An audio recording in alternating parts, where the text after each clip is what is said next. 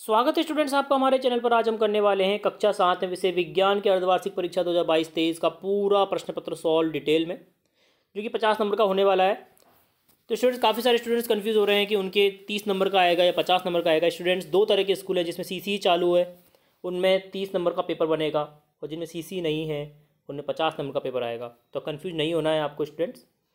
तो चलिए स्टार्ट करते हैं। प्रश्न नंबर 1 से, मंड का पाचन अमाशय से प्रारंभ होता है। गलत है। मुंह से प्रारंभ होता है, लार से, तो असत्य हो जाएगा। प्रकाश संश्लेषण में कार्बन डाइऑक्साइड मुक्त होती है, असत्य है। ऑक्सीजन मुक्त होती है। अगला देखिए, नाइट्रिक अम्ल लाल लिटमस को नीला करता है, बिल्कुल गलत है। अम्ल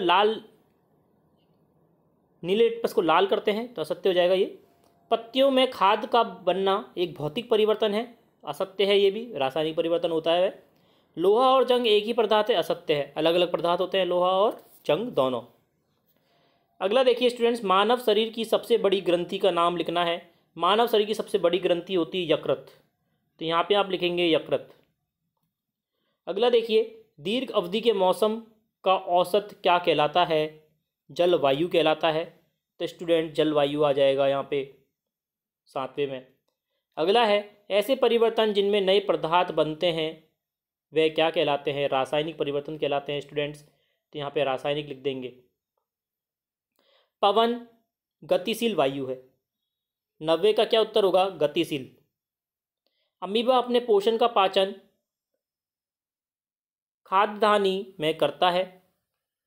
अमीबा होता है इस तरह का, जहाँ पे खाना होता है वहाँ पहुँच जाता है, उसको अंदर ले लेता है अपने अंदर, खाद्यधानी के अंदर। तो स्टूडेंट्स, आपको कंफ्यूज नहीं होना, दोबारा बता देता हूँ। छठे का उत्तर सबसे बड़ी ग्रंथि यकृत। दीर्घ अवधि का मौसम जलवायु कहलाता है। ऐसे परिवर्तन जिनमें नए पदार्थ बनते हैं वे रासायनिक परिवर्तन कहलाते हैं। पवन गतिशील वायु होती है। अमीबा अपने पोषण का पाचन किस कहाँ करता है? खाद्यधानी में करता है। और बाकी हमने ऊपर जो किए थे उनमें सभी सत्यों में सभी का उत्तर क्या था? असत्य था। आपको रीज़न भी बताया है मैंने। चलिए अगला प्रश्न नंबर 11, मिलान करना है क्लोरोफिल। क्लोरोफिल किससे मिलाएंगे? परपोषित से। नाइट्रोजन जीवाणु, अमरबेल परजीवी, कीट पक्षी को मिलाएंगे घटपर्णी या पिचर पादप से। दोबारा देखो, क्लोरोफिल मिलाएंगे परपोषित से, नाइट्रोजन जीवाणु, अमरबेल परजीवी, कट पक्षी, कीट पक्षी क्या है? घटपर्णी जो पिचर पादप होते हैं। अगला प्रश्न देखिए, परजीवी और मृतजीवी में अंतर स्पष्ट करना है। आइए देखते हैं। देखिए, परजीवी वह जीव है जो किसी अन्य जीव के शरीर पर बढ़ता है, उससे पोषक तत्वों को प्राप्त करता है, परजीवी के रूप में जाना जाता है।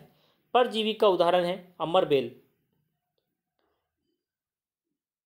स्टूडेंट्स, अमरबेल क्या है? एक परजीवी पादप है जो किसी भी पेड़ पर चढ़ जाता है और उसका ही पोषक तत्व प्राप्त करता है। मृतजीवी, जो जीव मृत या क्षयकारी कार्बनिक पदार्थ से पोषक तत्वों को प्राप्त करते हैं उन्हें मृतजीवी कहा जाता है।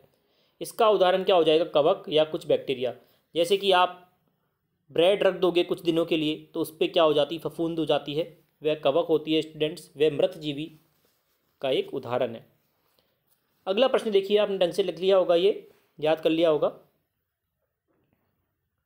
ऊष्मा चालक तथा ऊष्मा रोधी के दो उदाहरण बताने हैं।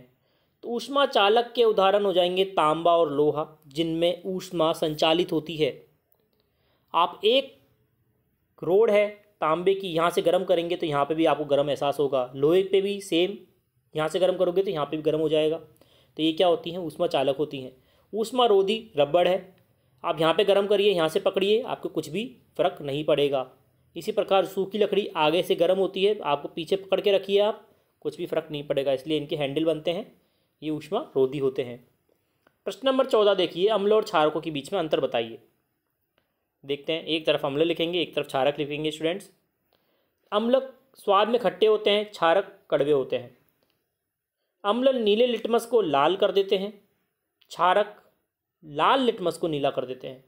अम्लों का पानी में घोल छूने पर चिकना प्रतीत नहीं होता है, क्षारकों के पानी में घोल छूने पर चिकना प्रतीत होता है। अम्ल में हाइड्रोजन आयन आवश्यक रूप से रहते हैं, क्षारकों में हाइड्रोजन आयन आवश्यक रूप से नहीं रहते हैं। यहाँ पे नहीं आ जाएगा स्टूडेंट।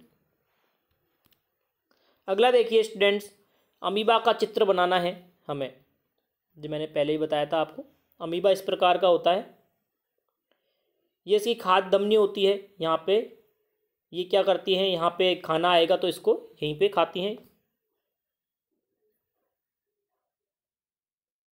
आकुंचनशील धानी,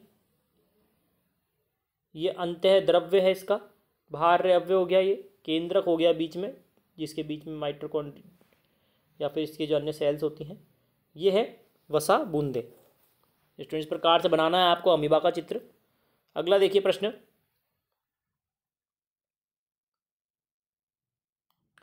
पत्तिका नामक की चित्र बनाना है। पत्तिका नामक की चित्र देखते हैं स्टूडेंट्स पहले हम, फिर एक बार दोबारा पेपर को देखेंगे ताकि आपको याद हो जाए। देखिए, पत्ती का चित्र इस प्रकार से बनाना है। आप सिंपल पत्ती बनाइए इस प्रकार से, उसमें बीच की जो सिरा है वह मध्य सिरा कहलाती है, जो बाहर वाली सिराएं हैं वे सिरा कहलाती हैं, और बाकी बीच का पोर्शन उसको बोलते हैं पर्णफलक फलक, और जो डंडी होती है स्टूडेंट्स वह होती है वन फ्रंट। तो आपको इसी प्रकार से देखना है। एक बार दोबारा देख लेते हैं पेपर को ताकि आपको याद हो जाए। प्रश्न नंबर 1 से लेके 5 सत्य असत्य वाले, उन सभी के उत्तर क्या थे, असत्य थे। छठे का उत्तर क्या था स्टूडेंट, सबसे बड़ी ग्रंथि, मानव शरीर की, यकृत, दीर्घ अवधि का मौसम, जलवायु, ऐसे परिवर्तन, नए पदार्थ बनते हैं, रासायनिक परिवर्तन, पवन गतिशील होती है, अमीबा अपने पोषण का पाचन खाद्य हानि में करता है।